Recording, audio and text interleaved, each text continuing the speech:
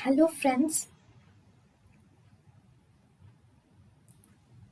welcome to Creative Medicine. In this lecture, we will learn about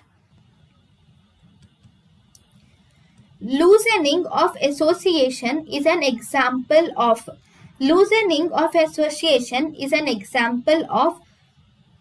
formal thought disorder. So, loosening of association is seen in formal thought disorder. Other abnormalities in formal thought disorder include derailment, loosening of association, word salad, then tangentiality, circumstantiality, neologisms, metonyms. All these are different examples of formal thought disorder. Thank you and thank you for watching.